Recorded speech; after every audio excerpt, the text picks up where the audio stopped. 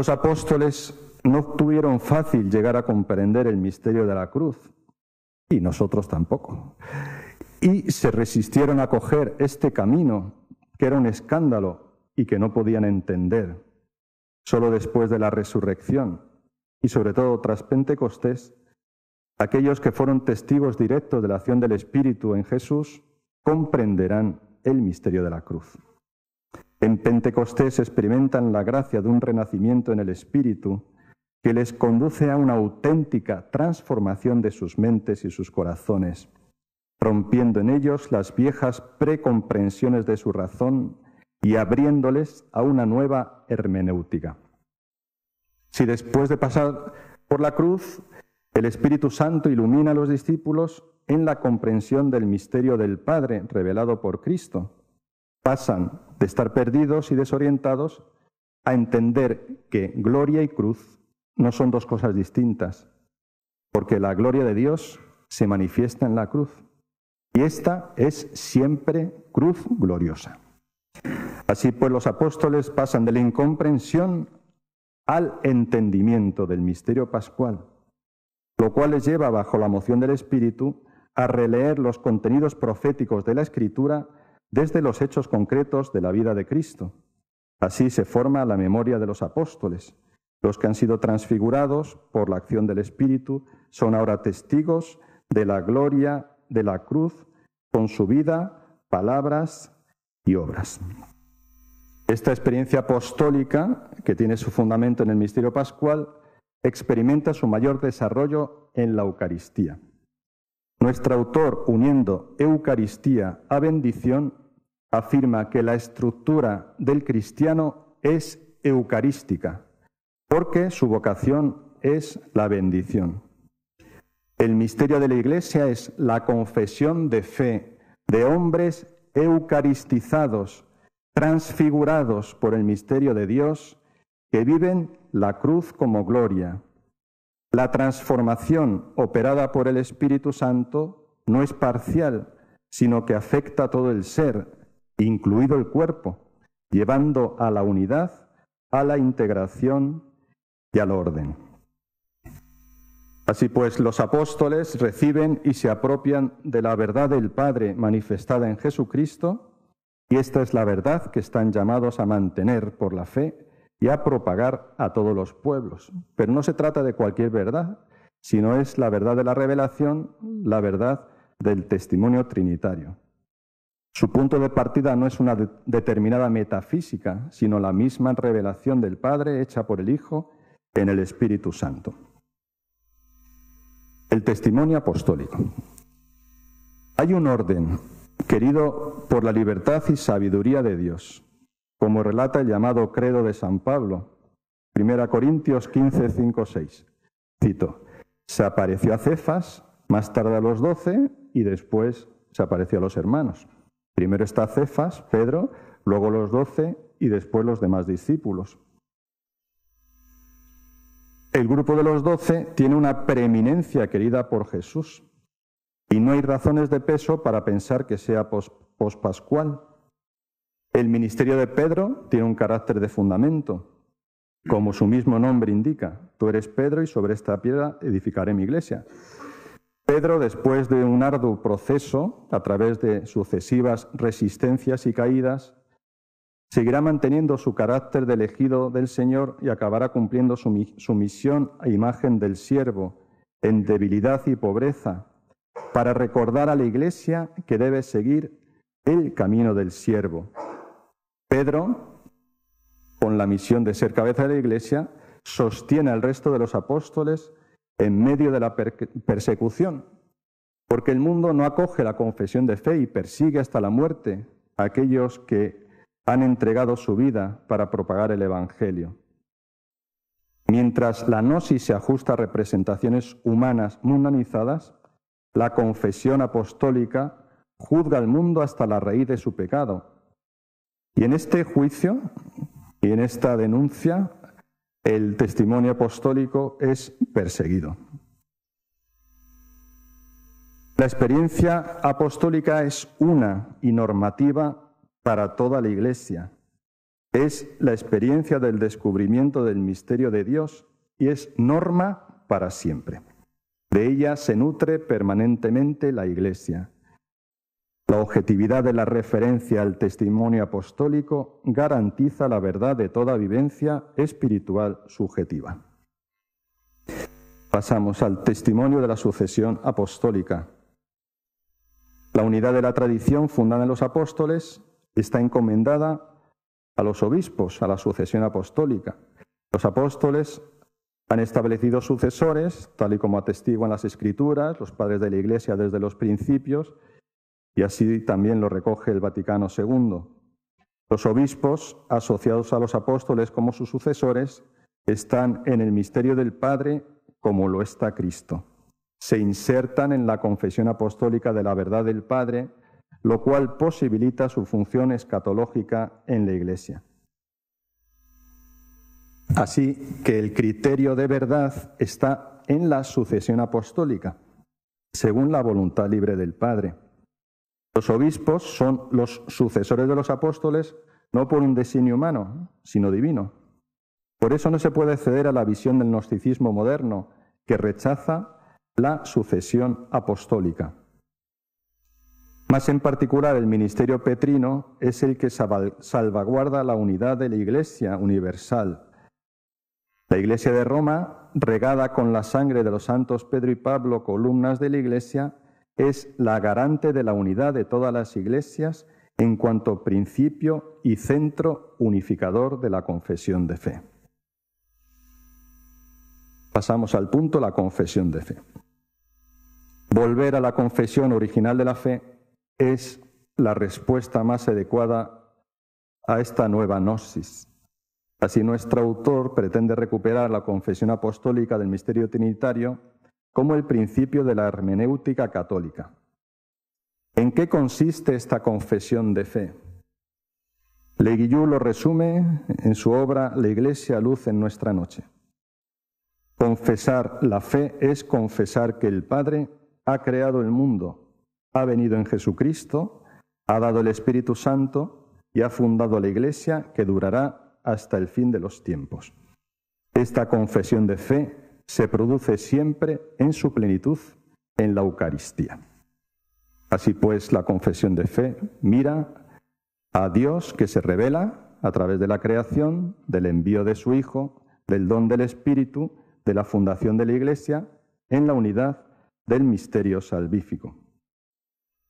El testimonio trinitario tiene por objeto conducirnos al conocimiento del misterio del Padre y de su voluntad. El designio divino que precede la confesión de fe es un misterio de elección de Dios, de manera que este designio de salvación viene dado por el Padre, que elige a hombres y los hace hijos en su Hijo, crucificado y resucitado. Así pues, se llega a la comprensión adecuada del misterio cuando se entra en el misterio de Cristo, tras recibir y aceptar la llamada de Dios. En cuanto a la hermenéutica bíblica, es la unidad del designio divino la que hace posible la lectura eclesial de la Escritura, única exégesis adecuada. El criterio formal de comprensión no viene dado por una exégesis que, bajo la pretensión de cientificidad, introduce el estudio de la Escritura en el mundo secularizado para recibir de él los criterios hermenéuticos. Frente a esta, Le Guillou pone el ejemplo de la exégesis que Jesús hace a los de Maús. Su hermenéutica los conduce a la comprensión de las Escrituras con la iluminación del Espíritu Santo. Y esta exégesis va unida a la fracción del pan, de tal modo que la auténtica exégesis no se puede entender separada de la experiencia eucarística. La Escritura no ha de interpretarse desde fuera del testimonio apostólico. Así lo afirma recogiendo a San Ireneo, que dice: la exégesis de la Escritura solo puede ser eclesial. Él, San Ireneo, ve una perfecta correspondencia entre la Escritura, como revelación del designio del Padre, y el episcopado, constituido en torno a Pedro y llamado por un carisma de verdad instituida por el libre designio del Padre para mantener el testimonio apostólico de la Iglesia. El ministerio episcopal, llamado por designio divino a mantener el testimonio apostólico, está estrechamente unido a la interpretación de la Escritura, que siempre ha de hacerse en fidelidad a la tradición apostólica. La Iglesia católica es el lugar y el medio hermenéutico de comprensión de la palabra de Dios, pues ha sido constituida como criterio normativo para la inteligencia de la fe. Guillou critica la exégesis de la nueva gnosis y le recuerda la crítica de Ireneo a los gnósticos cuando dice cuando se ven convencidos por las Escrituras, y estoy citando, se ponen a acusar a las Escrituras mismas. Los textos están corrompidos, son apócrifos, responden, no concuerdan. Fin de la cita.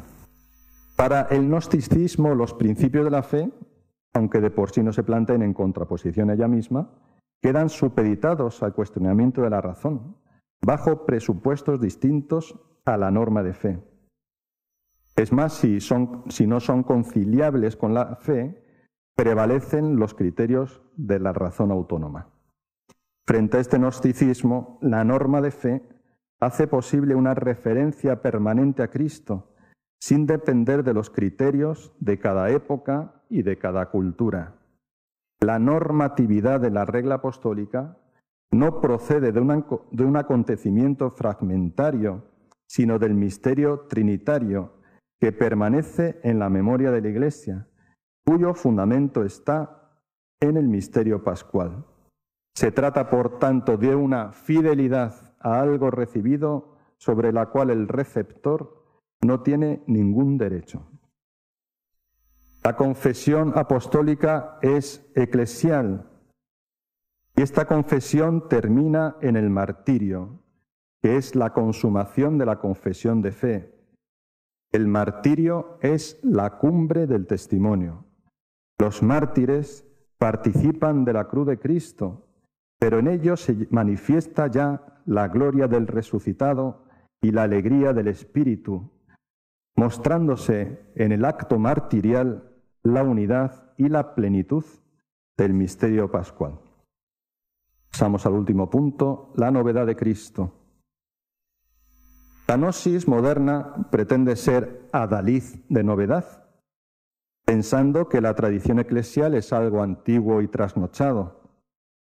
La nueva gnosis no deja de inventar sistemas para intentar llegar a la comprensión de la historia y del hombre, que no termina de entenderse a sí mismo, pero no toma en cuenta que la clave de comprensión es Cristo, y que es la verdadera y auténtica novedad. Cristo, que es irreductible a cualquier sistema, que es siempre nuevo, y con su eterna novedad renueva y da vida al hombre y al mundo. La regla de fe tiene su origen en el Padre, que envía a Cristo como testigo privilegiado de su misma vida. La novedad de Cristo manifiesta la eterna novedad del Padre, y esta nos conduce a descubrir que la regula fidei es siempre nueva, pues no se basa en sistemas cambiantes, sino que se basa en la permanente verdad y actualidad de Cristo. El testimonio trinitario es el que manifiesta la absoluta novedad y originalidad de Cristo, que viene originalmente del Padre. Nos encontramos ante una paradoja, que es motivo de contestación por este nuevo gnosticismo. Está en que el que es nuevo es al mismo tiempo el más antiguo, pues preexiste la misma creación. Él es el principio que existe en el origen de la creación del hombre y de su mundo. Y desde la creación ya se da el designio de la filiación adoptiva. La creación alcanza su plenitud de sentido en la adopción filial, que no solo está presente en la creación, sino que es su fundamento. Cito a Guillou: la filiación es el fundamento de todo, El Padre nos ha elegido en Él antes de la fundación del mundo, eligiéndonos de antemano para ser sus hijos adoptivos por medio de Jesucristo. La filiación precede a cualquier perspectiva de pecado y la envuelve. Creación y redención se encuentran unidas en la persona de Cristo.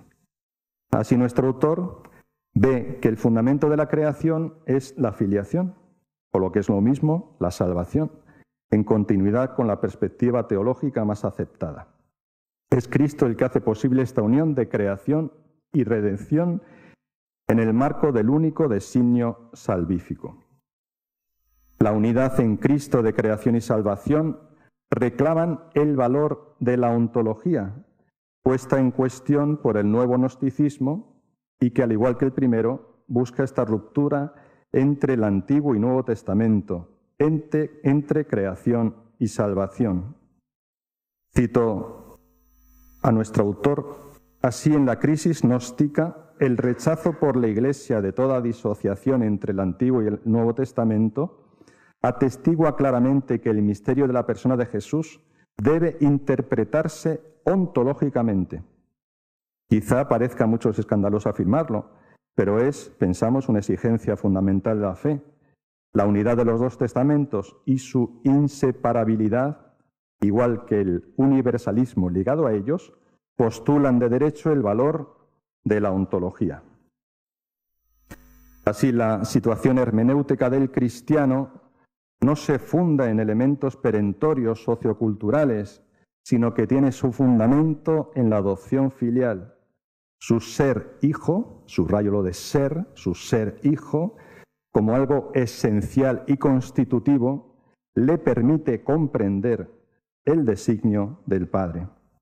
Así, la unidad del designio divino de elección, en el que creación y salvación no son realidades justapuestas entre sí, hace posible que podamos contemplar unitariamente la relación entre gracia y libertad, natural, sobrenatural. El hombre, al participar de la filiación de Cristo, es también destinatario de la complacencia del Padre. Recibe la benevolencia del Padre por gracia, pero en su mismo ser creatural. Como conclusión, unas breves palabras para decir que en estos tiempos de crisis de los fundamentos de la fe, como son los del posconcilio, Le Guillou pone su mirada en los primeros tiempos de la Iglesia y ve el paralelismo que existe entre el gnosticismo y la situación contemporánea. En continuidad con el Vaticano II, busca favorecer una renovación teológica y espiritual desde los mismos fundamentos de la fe. Redescubrir la estructura de la fe es lo que hace posible al hombre, perdido y desorientado, recuperar el horizonte y el sentido. Para ello hay que volver a las fuentes de la tradición, de la teología, de la exégesis y, en definitiva, de la vida de la Iglesia, y desde estos fundamentos contrarrestar de un modo constructivo el daño que hace a la Iglesia y al mundo el nuevo gnosticismo. La raíz de esta nueva gnosis está en el cuestionamiento de la verdad y la autoridad. La precomprensión del gnosticismo moderno parte de un concepto de verdad coyuntural, que no es inmutable, sino que varía conforme a las distintas situaciones históricas o culturales. Esta corriente de pensamiento desecha la idea de una verdad absoluta, al verla incompatible con una concepción de libertad omnímoda, imponiéndose finalmente la razón instrumental. Este poner en discusión la verdad objetiva, que conduce a la fragmentación del hombre y a cuestionar la misma realidad, tiene su raíz en la crisis de la metafísica. La influencia del pensamiento débil, que ha puesto en cuestión la misma instancia veritativa de la actividad racional, adaptada a la teología, que termina desapareciendo si no hay verdad permanente y si no hay realidad objetiva.